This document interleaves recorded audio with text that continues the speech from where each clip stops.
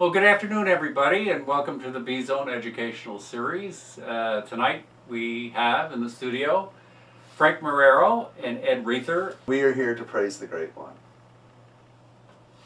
And so we got to get a little disclaimer here, is that we're not trying to give you any authority on the teachings of Adida, Samraj, of which the context of what we're going to speak about tonight, his teaching and psychology on the human personality in the first three stages of life primarily, but of course it takes the whole context of the personality into effect, the first 7 stages of life. A commonly known understanding of Adida's psychology is called the vital, the peculiar, and the solid strategies of personality in the first 3 stages of life. And that's what we'll be talking about tonight. So I guess maybe a good Hopefully clarify those. Clarify that, and also because of our study, just give you our understanding of that. So I recommend strongly that you pursue this on your own, because this material is on the B-Zone and tonight. But this is very important. Adida, this is one of the longest running considerations that Adida has been considering with us for decades. And it started way back near the beginning. It's published in, a study of it is published in No Remedy before most books. And it was an entire chapter called The Imbalancing Act in Eating Gorilla Comes in Peace, 1978, No Remedy, 1976, and in all issues of the Don Horst Testament from 86 up till 2004. So this is a long-standing and central consideration for beginners and hanger-on beginners. So I wanted to go back and say this is not going to be a full elaboration of Adida's teaching in psychology, but we want to compare it to the general psychology of what's out there today, whether it be Freudian psychology, Jungian psychology, somatic psychology, or Enneagram, or all these various models. They have some meaning and they have some kind of representation of usefulness. Mm-hmm. But Adida has a comprehensive sense of the human incarnating principle of life that is far beyond. It's comprehensive because it's so penetrating. It's penetrating because it is about this sense of me as opposed to everything else, and the errors we make on the basis of not seeing that, not feeling this error, this separative action. And none of this will become clear to anyone until they first get a sense of this kind of search, this sense of release or looking, that a continual motivation to get out of one's particular incarnate body. Disturbance. Mm-hmm. There's a disturbance, there's a search, there's a sense that you need to do something. And you will tend to do it in 3 characteristic ways. Bodily, emotionally, peculiarly, and abstractly, mentally. Those are, while they are great functions of human existence, those tend to be the 3 paths by which these partial solutions are to this unconscious action that's disturbing us is seen. And those 3 paths. And so it's good to elucidate each of those 3. Would you think or you want to talk some more about the more general aspects of this, or should we actually delineate the 3 strategies? Because we do. You want to do that now? Sure. That vital starts things well. Always a source of energy. Always, that energy is. I like to say, put your karmas to good use. Always doing. Always demonstrative, always you can count on them energetically, those kind of things. They can tend to be indulgent, wasteful. What else would you say about vitals? Well, they're more kind of always outward. Yes. Always outward. Always outward. Right. Always. They're overpowering. Right. In the physical sense, but also in the emotional and mental sense, because they all reflect this kind of basic motivation to overwhelm one with an enormous amount of energy. Right. and it's usually very entertaining in the distraction quality of life. Dramatic, yes. There's always a dramatic quality to a vital. There's Right. always like, well, I can watch that football game or watch that show because it's such an excitement. There's a physically based excitement to that. Right. And in that outward demonstrative expression, there is a sense of release because you become one for that moment, those moments in that all-pervading current. Well, you're completely distracted by what is physically being presented in this energetic sense. Without ever addressing. Without ever, because you can always override. You can always override. This is always about escaping out of this basic sense. So that's the unconscious nature of this energy. This is basically unconscious motivation, unconscious strategy. You're not even fully aware, because if you were aware, you would then become responsible, as you would see then that it's basically animal kind of nature. It's and if you look instinctual. If you look at beloved Adi-Da, act, he always uses just the right amount of energy. It's so, watch him when someone receives him a gift or he coughs and he folds his thing, it's always just the right amount. No, neither precious nor effective nor, if he did anything like that, it would be to make fun of me or us. And so when he does things, if you'll see him in videos, he always uses just the right amount of energy.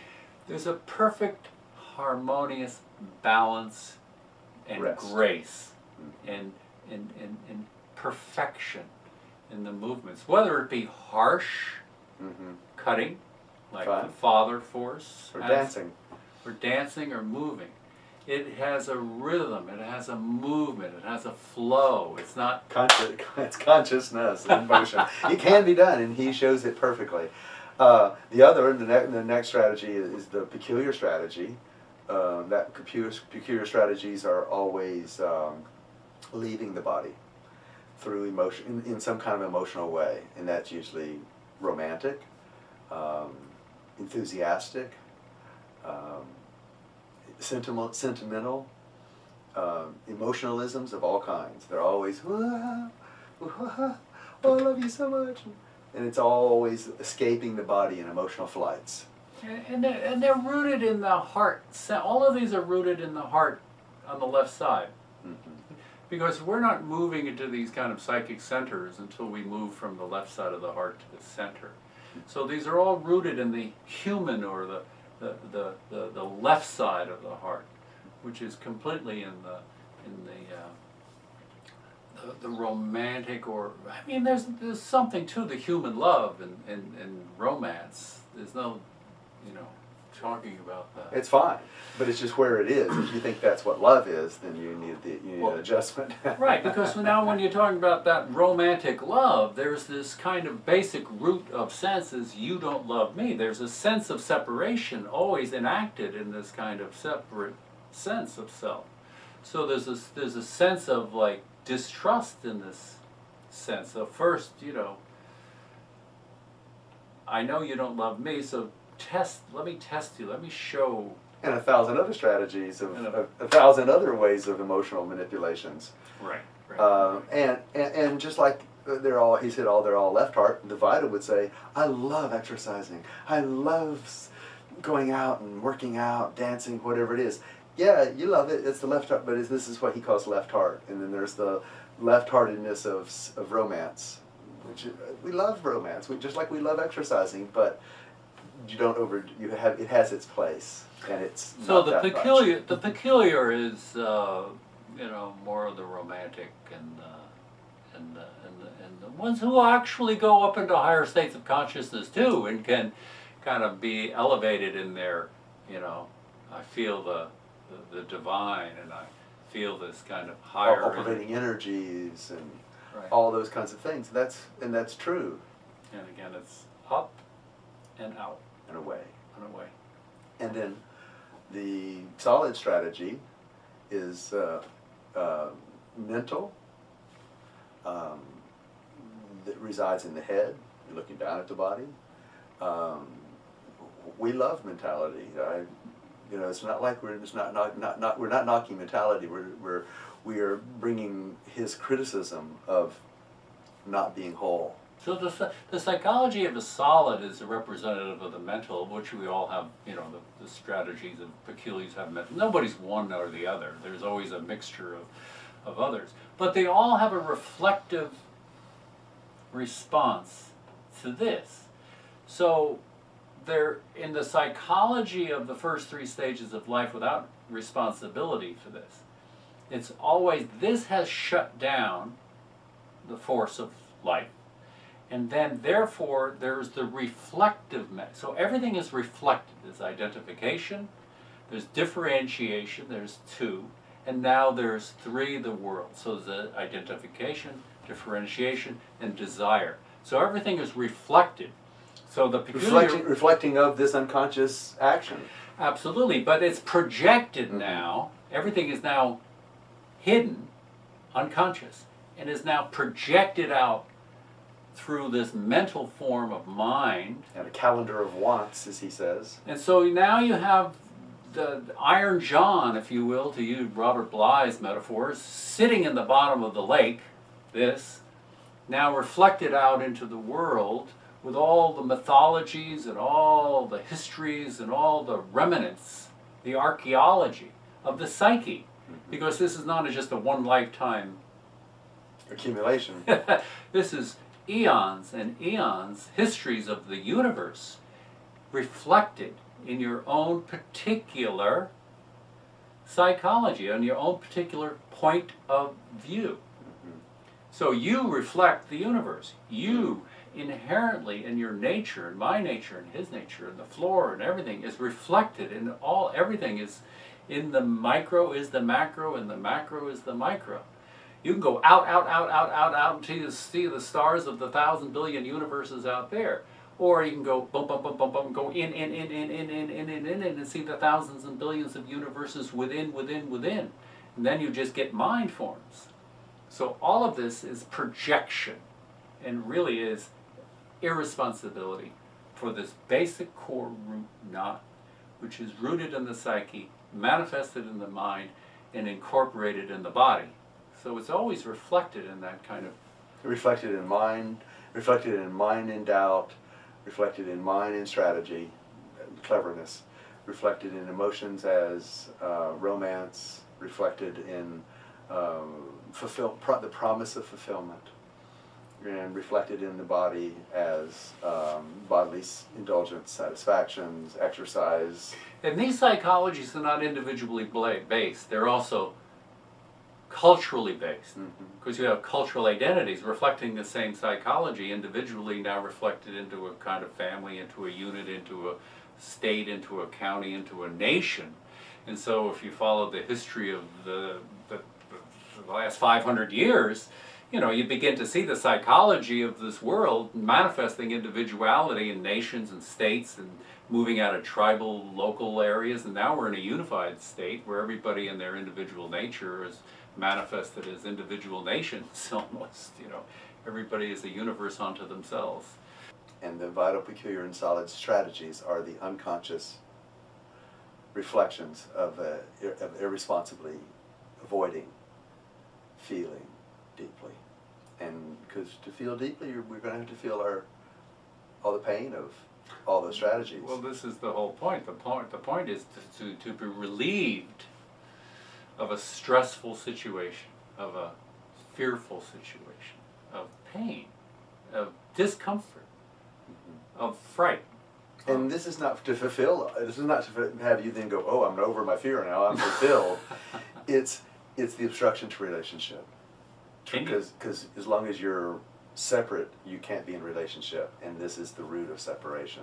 And you will have to go through, this is a period of purification. This is about purifying this kind of disturbance. We go through it constantly, in fact. It's not, we're always dealing with these, at least, even in mature days, it's still atavistic. I still act like a dramatic fool. And in relationship with the one who loves us, with the giver of love, in that satsang, the strategies become clearer. Well, and frightfully clear. Because up against that, all you get to see is the refusal to feel and to be surrendered to that which is greater than this. Right. And so the more this is intensified, the more this is exposed. And the more responsibility you get to see is that you, in this vision, are not separate from that, but yet you get to see this. So now you're in this kind of Listening. this double bind of this with this, and Right. you, as an individual, cannot release that. You are. This is what you are. There are no solutions. There are no solution. This is where his sense of hearing, or first sense of responsibility in the listening, hearing, and seeing stages of life are incorporated into this whole thing. Is that now, until you become responsible for this, not just the reactions to that, like fear is not the self-contraction. Fear is the signal, if you will, of this. So hearing and responsibility you become responsible for this. This causes the fear. Then once you're responsible, then you're able to respond. Absolutely. Otherwise, you're reacting and able to respond. So. And what are you responding to? That which is greater than yourself, to the degree, because this is only the beginning process of the spiritual process. This is not the end. No. This is the beginning of true spirituality. True spirituality. And we know sadhana. We know this because he is here. He has come here and not only taught us this as information, not only taught us this as brilliant insight, he is here as love, as the transmitter of spirit current, the transmitter of spirit being that also goes through the body mind in purificatory ways. And first of all, there's what he calls the descent, and in the descent or reception of spirit, it has to break up, as it were, or purify these three strategies. Right, and it's not just a bodily based individual kind of sadhana. Where this is as he says, he has come not just for his devotees. He has come. This descending force of what we're speaking is happening in the world simultaneously. Huh? So it's not just, so the purification not only is a bodily individual based psychology, it is a world purification of the times in which we live. So you could see it in a kind of larger context and more of an expanded sense.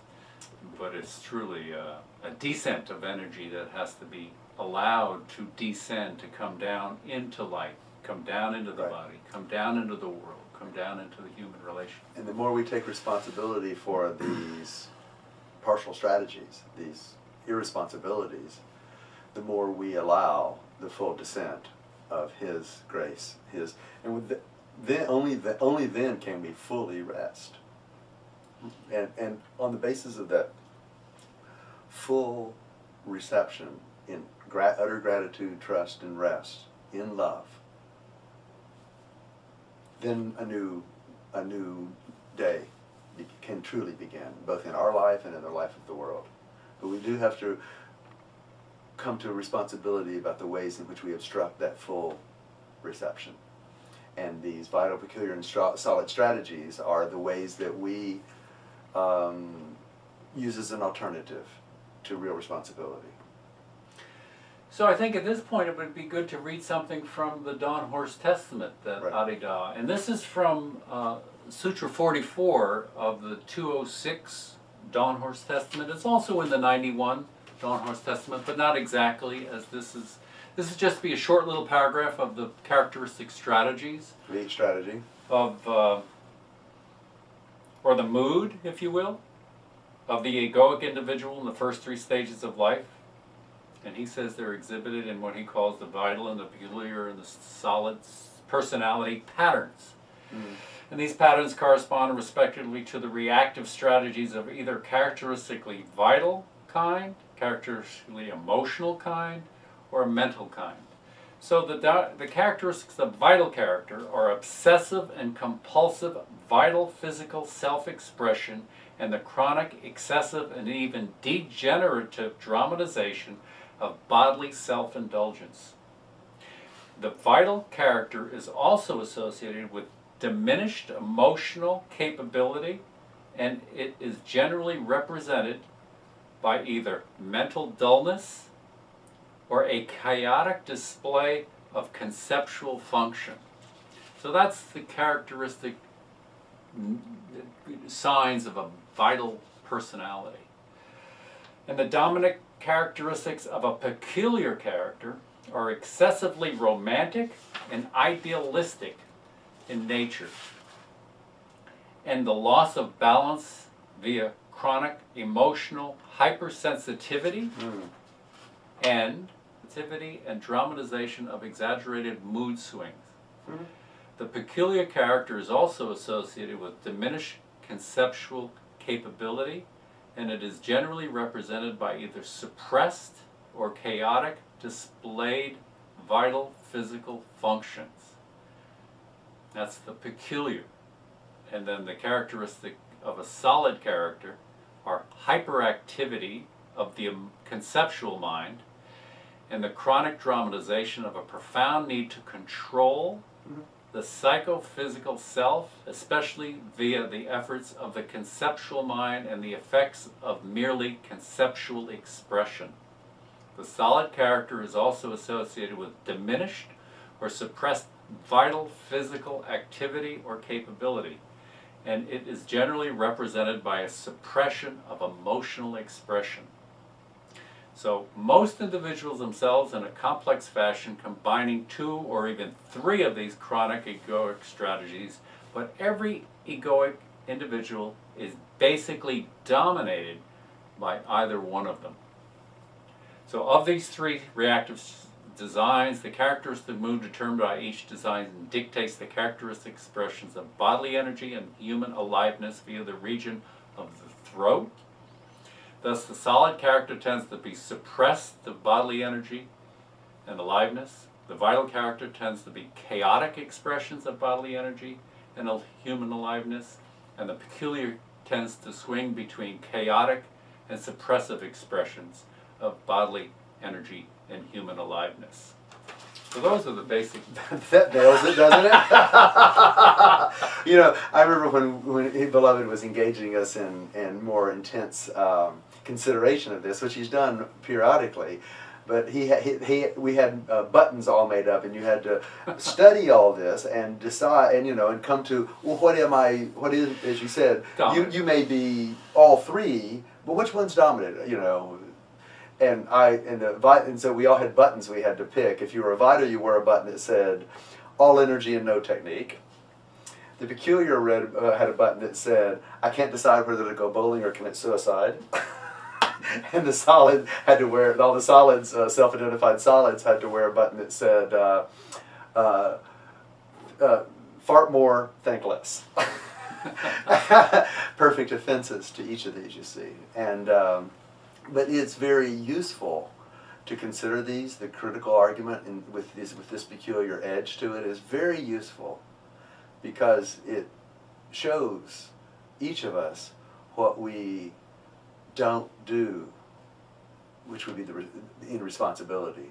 Each of us in our irresponsibility doesn't rest as the body, doesn't rest in love, doesn't rest in reality, doesn't trust the living God fully, utterly. That's all of those strategies are the alternative to the depth of responsibility that we must come to if we are to grow.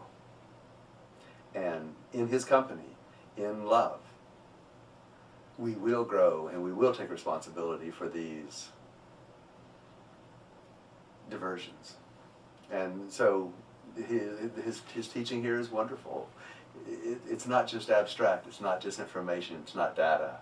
It is how I fail to, the details of how I avoid responsibility. I'm always My metaphor is something like the way diamonds are made in the natural world is it's compressed of coal, and I think most people are trying to make diamonds out of life and compressing life and expressing itself in all these release techniques and release forms of avoidance of a harmonious, inherent, and prior relationship to that which is greater than a separative act that can remove itself from life, from love. That can try to be fulfilled. None of those things work. Only the principle at the root of it can be undone. And in love with the Great One, and in and as the person of Adida, the Guru, he is that field, space, pleasure dome, wherein these strategies become perfectly clear. Of which is your identity. Our identity, yes. Our identity. This is the true nature of you. It's the true nature of us. It's the true nature of the world. It's the true nature of the cosmos. This is what his message or teaching is all about. His gift. The gift of his person. This company. And when you sit in his brightness, or the brightness of consciousness itself, reflected in the world, these strategies then are no longer necessary because we move in, we're resolved into reality itself in him by his grace. Da.